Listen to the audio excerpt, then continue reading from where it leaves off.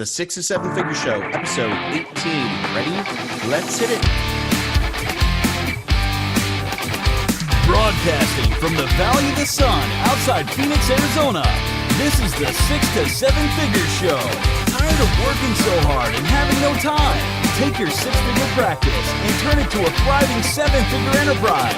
And now, your host, author, speaker, mentor, and strategist, Frank Bria. All right, everyone, welcome to the 6 to 7 Figure Show. I'm your host, Frank Bria, and I am really pleased today to be joined by Andrew Sparks, a good friend and an absolute inspiration from a story perspective and from what he's doing today. For those of you who don't know, Andrew's the founder of FitGro and a complete mindset expert.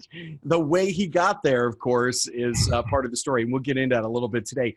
But basically, you look at overcoming about a decade of drug and alcohol addiction, but Andrew basically took that, went down the psychology path to get his life together the way he wanted, and since then, he's basically helping people collapse time so that they don't lose that valuable time that we all basically have left to create what it is we want to do in this world, what our dreams are. So, Andrew, thanks so much for being with us. Really appreciate it.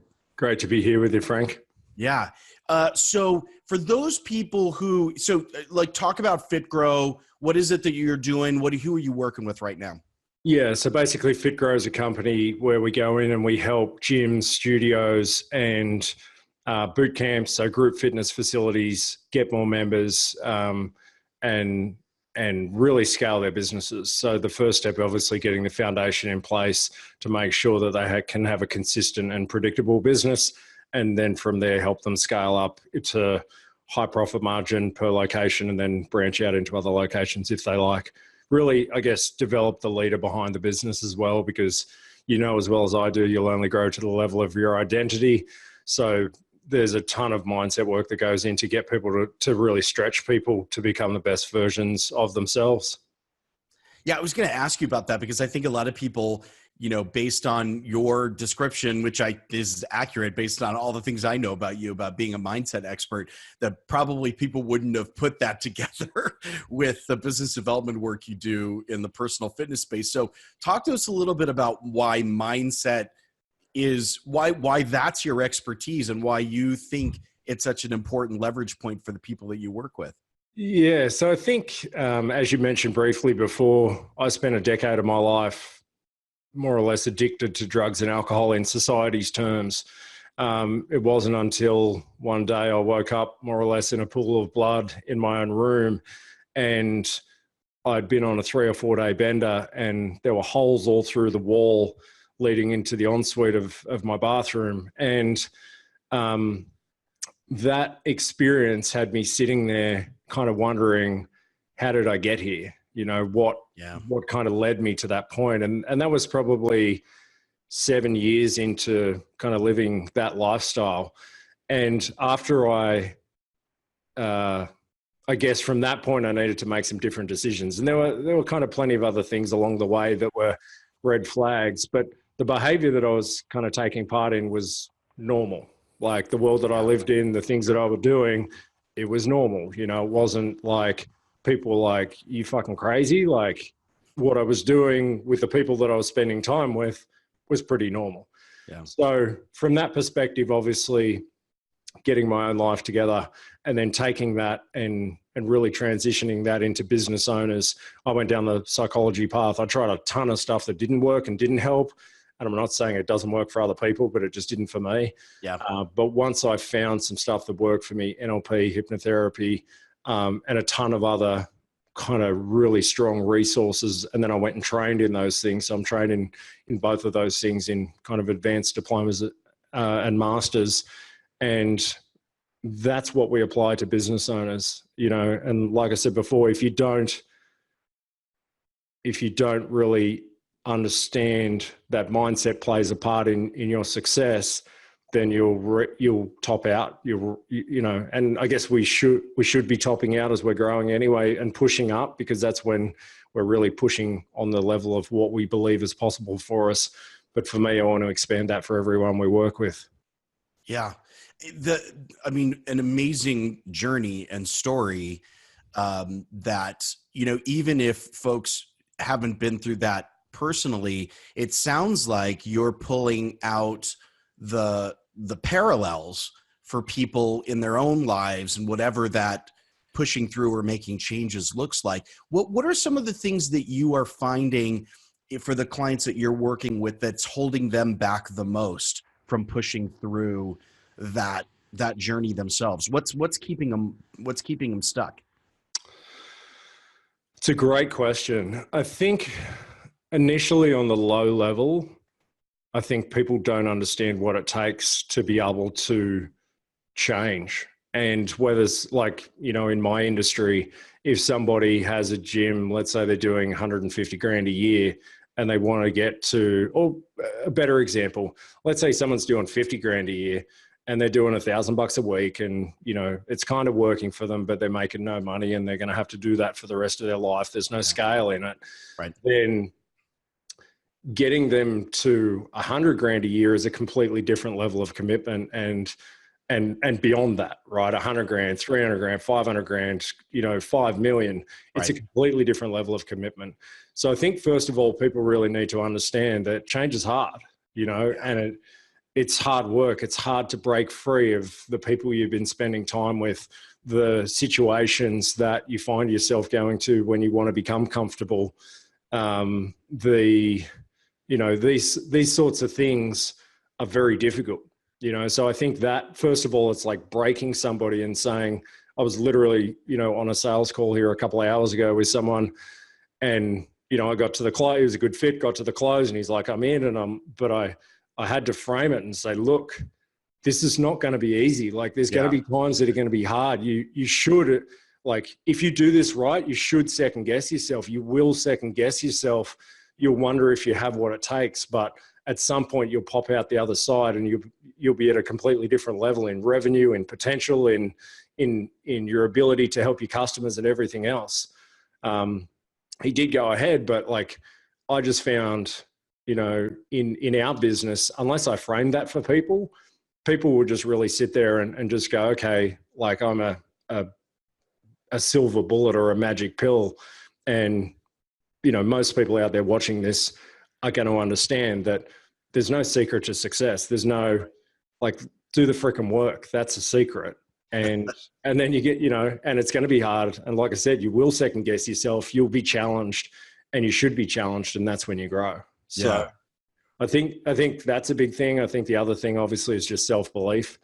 To your question before, people will top out on what they believe is possible for themselves. And I've done it. I've done it so many times. But I just keep pushing. And I think that's the difference between how I got to where I got to, how we are where we are today and what the next 12 months looks like, as opposed to, I can think of 100 business owners that probably started at the same time as I did back in 2011 doing this. Sure. I can probably think of maybe 5 of them still in business. Yeah.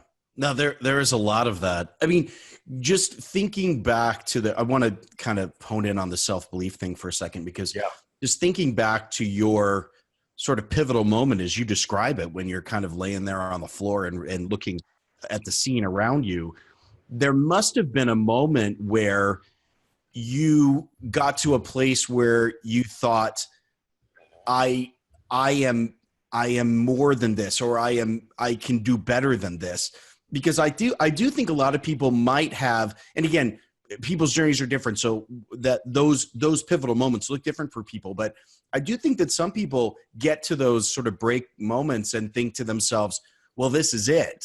Like there isn't anything better than this. But how powerful is that, do you find, in folks that you're working with, where there's this understanding that they're meant for more, or they're meant for greater? Is that as powerful as a component as I think it is, or are you finding it, well, no, that needs to be there, but it's not really the thing that makes or breaks the difference? I'll tell you a little story and kind of frame up why I believe what you said is true. When I stopped doing drugs and alcohol, and I was dealing drugs and and fighting and living in the underworld of society on a pretty large scale. Yeah. Since, what was it? I think it was about 2010 was when I kind of left that world, and it's 2019 right now. I've never told this. There's a few things I haven't told before. Since that time, 5 people that I used to spend time with have had a heart attack, overdosed, suicide. Wow. And those were people that I would sit across the table from for 3 or 4 days at a time, doing drugs and doing alcohol, drinking alcohol and literally 3 or 4 day benders. Yeah. And if you don't, you kind of asked the question, I hope I get this right, but I think the question was down the lines of like, do people need that self-belief to push them through to that different level? I think the reason that I got out, the reason that I was able to make the change, like, I don't know one other person that changed their life from, like, this is a decade later. Yeah. And every single one of my friends beyond those 5 people that aren't with us anymore, every single one of those people are still living that exact same life. Wow. And what was different in me? I don't know. I knew that this wasn't who I was destined to be. Right. I didn't know what that was at the time. Like I wasn't sitting there saying, well, I'm going to be like, if you took a snapshot 10 years ago, I couldn't even talk to you like this. Like, Yeah. Right. I was a completely different human being. Sure. And so I think there has to be the desire to change. There has to be that desire and that want. And even if people don't know what that looks like, you've got to go find it. Yeah. Like for me, I've got a book around here somewhere. It must be in my office next door. But I walked into a secondhand bookstore with a girl that I was seeing at the time. She pointed out a book. It was a book, Unlimited Power from Tony Robbins. Yeah. It was $4.95 or something. I've still got the book. And she was like, because I was seeing psychologists and stuff like that at the time. And she kind of knew that I really kind of took a liking to the psychology thing. And she was like, oh, just kind of pointed at it and walked away. And that was really pivotal. And I did laps of the bookstore, and I was like, oh, I really want that. But I wasn't the type of person that bought that sort of shit. And then now I've got like too many of those sorts of books that I can't even read them all. But yeah, I think it's those small things, and it's those small turning points. It's if you're looking, the answers will come if you remain open to it and have the courage to step into it. I think that's a bit of a diversion from where we were, but no, look, I think that's so critical because there's going to be a lot of people. I mean, there's 2 big takeaways I have from what you just talked about.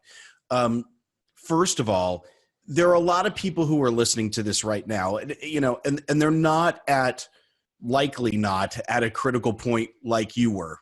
I think the critical point of your transformation is significantly more serious and severe than most people who are listening to this. So otherwise, they probably are not listening to a podcast at this point. But the point is that the transformation you undertook is so dramatic. I mean, I think you described it really well, which is like, look, from where you were to where you are today, where you're essentially, leading a large company. You are you are a personal development force of your own, right? When you reflect back to picking up the Tony Robbins book, totally. that transformation is a lesson, I think, in anyone to basically say, and I've heard you talk about this in great detail before, that the hard work matters, that you put in the work, and that if you're willing to do the work, that the change is there. But the second thing, which was really fascinating to me, is this moment of seeing Tony Robbins' book in the bookstore, and kind of I can imagine, because I've been through similar emotional things where kind of you were physically kind of circling the store as to whether or not you want to buy the book. That many of us emotionally are circling the store essentially when there's a small thing, and you think about it, like the effort it would take to buy a $5 book is nothing, right? Totally. but it has such a meaningful impact as to making taking a step in a direction that we second guess it, or is this really, really want to go? And that's my takeaway. My second takeaway is that oftentimes the transformations are in fact these small commitments, which feel big, but in reality are really about us just making a decision. Yeah. And one decision is going to lead to the next. Right. You know, like there's a Y junction or a T junction every day.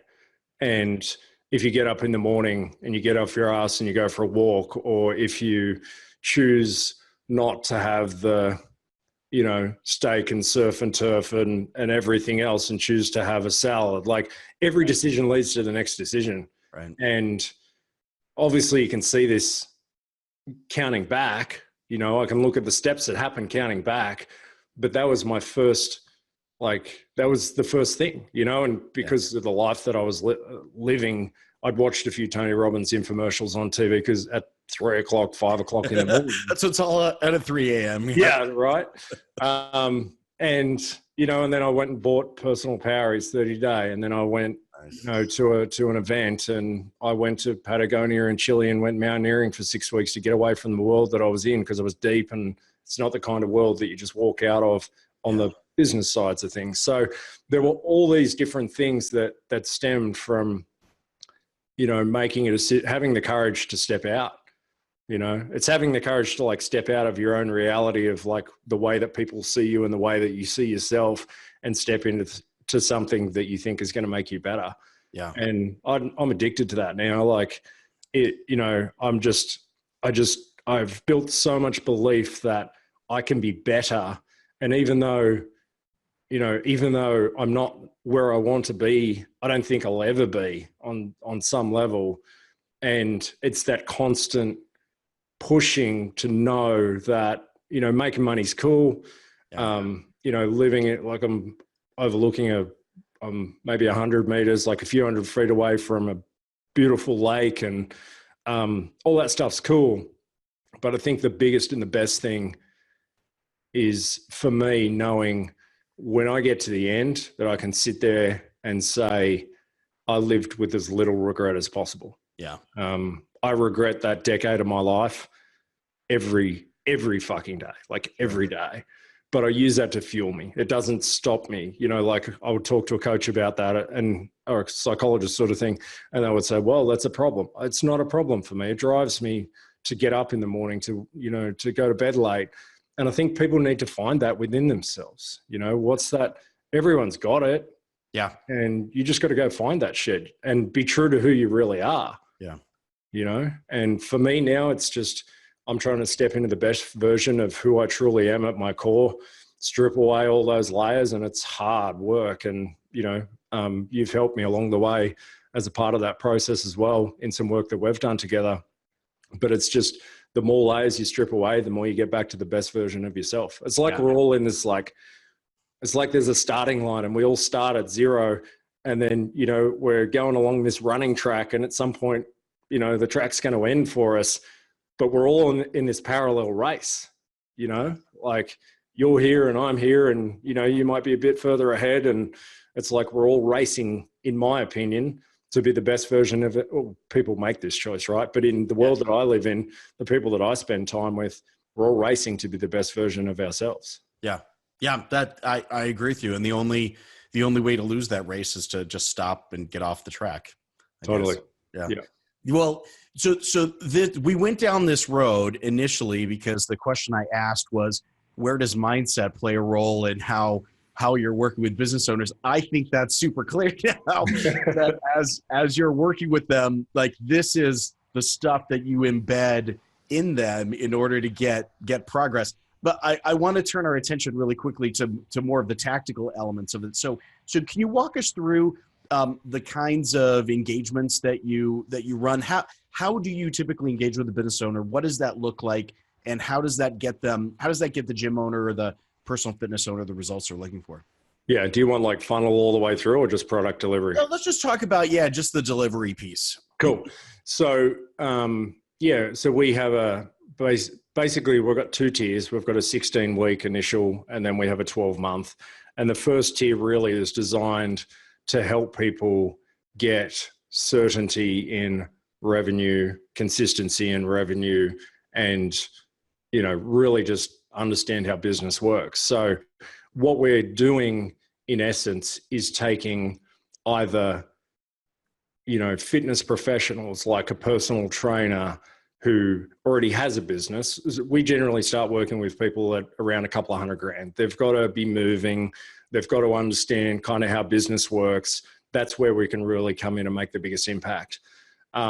So it's taking somebody who's kind of at that level and then teaching them really how to kind of perfect each part of that system, or, you know, even implement each part of that system to be able to generate the leads they need, convert them into new customers, retain them as members, increase the amount of money that each member pays, maximize the facility, which all in turn really maximize the profit, you know, build a team, like systems, processes, leadership. And all that's not in the first 16 weeks, but the first 16 weeks is really just designed to help get consistency of revenue, because most businesses don't do that, whether it's fitness or, you know, plumbers or, you know, anything. Like 80% of small businesses are dead in 5 years. And I'm sure the numbers are just going to get worse on that with the way that the world's going. There's so much access to information. People are just going to try more shit, really. Right. Yeah. So your first piece is really around stabilization. You're taking a business that's already got some momentum going, because you're not sort of starting from scratch here. But you're finding, though, that even folks who are doing in that 100 to 200K range, they still need stabilization. They're still not quite stable yet. Is that your experience? Oh, completely. Like we've got businesses that are doing $500,000 or more, and they still don't have it, you know, because, like, you know, so I was in construction. I grew up, I kind of dropped out of school at 15, went into construction as a plumber, right? And so I was living in Australia then. I live in Seattle, Washington now. But, you know, I went to what's called TAFE, and that's basically where you go get your certificate on how to become a plumber. Yeah. And they teach you how to dig holes and how to bend pipes and how to clean out toilets and tap washers and all the rest of the stuff that goes with it. And there was no class per se on generating new leads and, you know, converting them into new customers or any of that sort of stuff. Right. Sure. So after that being my experience of the world, and then kind of falling off the rails for a decade, and then kind of coming back into the mindset stuff, I didn't start by coaching people in business because I didn't have the skills. I started by doing kind of life and performance coaching. But I think, yeah, it's about stabilization. It's about getting that consistency for people, because that's what, like, business education is not taught at school. And people go into business and, you know, if you build it, they will come. Well, how's that working for everyone? It's not. Right.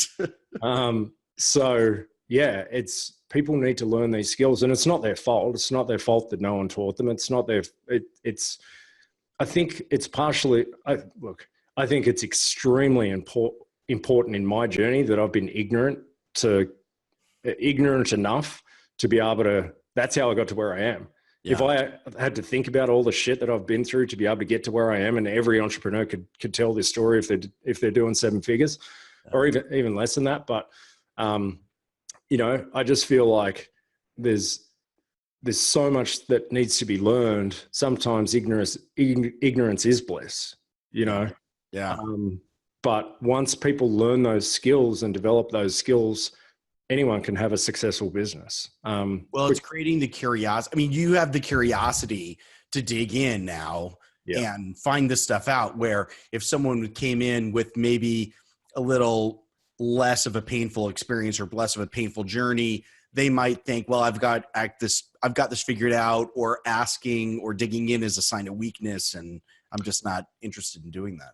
Totally. And quick story, I'm part of the Arete Syndicate, which is run by Andy Frisella and Ed Milet. And those guys, basically it's a group of entrepreneurs, very high level entrepreneurs, 7, 8, 9-figure entrepreneurs. And I was at an event with them in St. Louis last week. And after the event, Andy runs a supplement company. It's a 9-figure, they do a couple $100 million a year. And I went in and I toured kind of around their facility, the warehouse, and where they, shipping and all that sort of stuff, and looked at it all. And then Andy came in maybe an hour later, just kind of coming through. I wasn't supposed to meet him there, but he just came through, and he was like, "Hey, how do you like the place?" And I was kind of looking around, and I said, "It's good, but it's like," I said, "it's not that special." And and he knew how I meant that. Yeah. And he was about 6 feet away, and he came right here. He's like, "You're right. It's not." He said, "It's not that fucking hard. People just make it hard." Yeah.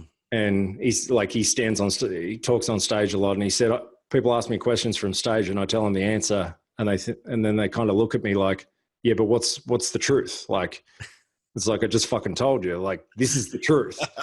Like, so I think in our heads, we make shit way too complex than what it needs to be.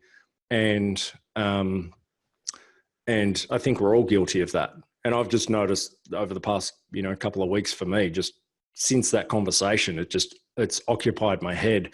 Where are we making things too complex? Where can we strip things back? And I think businesses need to do that as well to be able to go to the next level.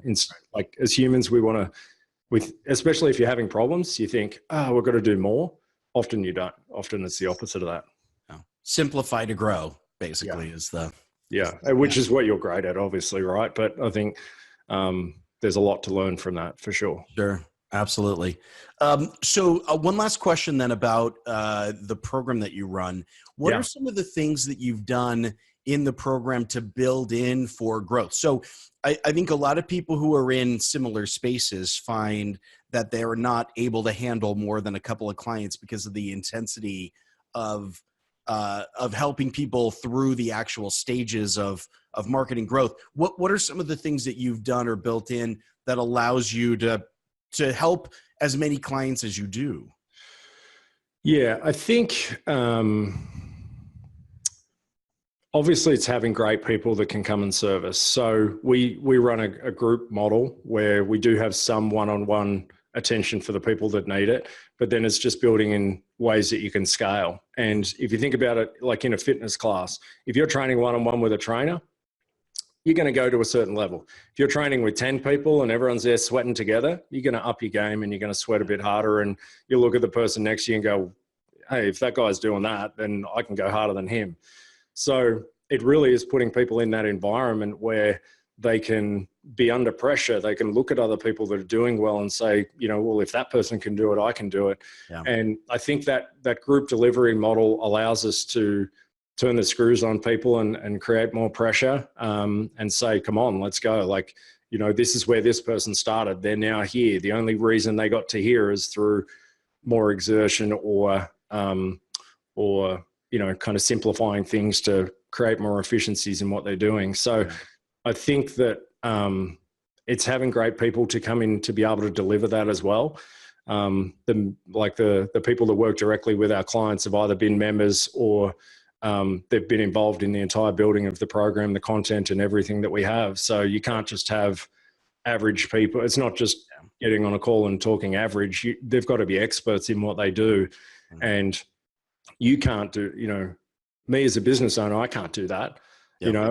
I could manage, if I wasn't running a business, I could probably manage 40 or 50 people on my own, but I've got a company to run, a team to run. Yeah. And, my big focus now is focusing on the mission. We're going to help 300 business owners this year in the fitness space change their business and their life because they're not one and the same. You can't change a business without changing the life. Yeah, I amen to that.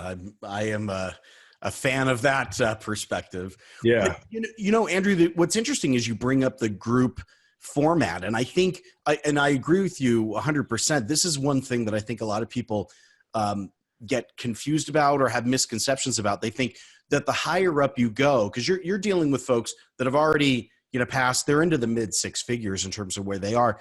There's this misconception, I think, that the higher up an entrepreneur is, the less likely they are willing to be in some kind of a peer group. And it's interesting that you have found that not to be the case. And you've articulated really well the reasons as to why. And I've seen the same thing. I ran a few years ago a group of basically CIOs of banks, and they all wanted to be together. They wanted to see what each other were doing and to help each other kind of push along. And I think your group fitness class example is a really good one. There's that desire to kind of it's a healthy competition to kind of push things forward.